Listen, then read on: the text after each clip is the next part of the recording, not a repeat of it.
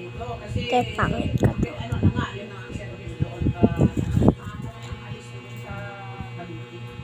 Kasi alas 3 talaga gagawin na. Sorry. Kaya misahan mo sa loob. Te. Doon sa kakailan. Te. Magkauwi lang. Te, pangit ka to. Sa jeep, basta may sasakyan. Pangit ko.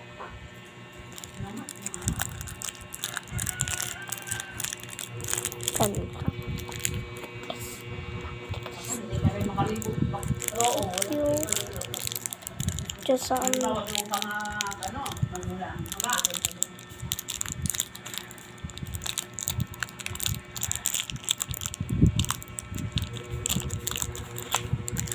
Dapat magkakaroon doon, ang mga catering eh. Catering ng gabi.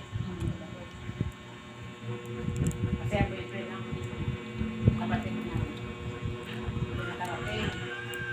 Karating siya, nahilibing na. Ano ba ang oras? Tapos mag-ano na lang siya ng makain siya na. Catering daw. Kung mayroon man lang mayroon man lang makiano doon na hindi magpuyat, magbalik lang dito. Kung may sasakyan, uwi lang tayo. Oo, gano'n. Para makatulong tayo ng ano.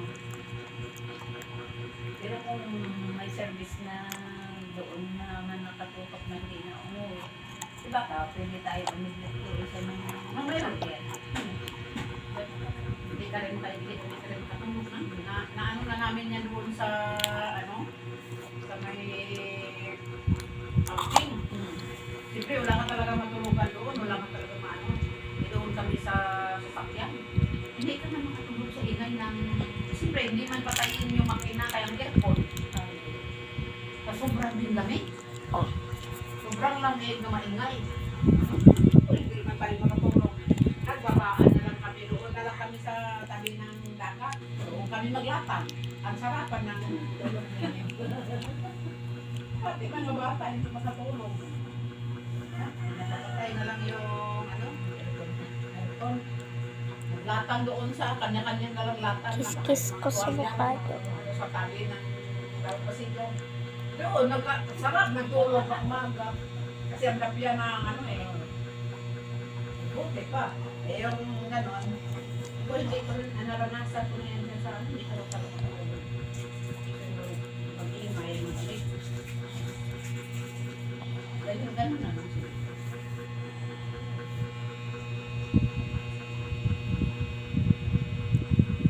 Buti na maaga. Bawa ng hapon. Hindi na ako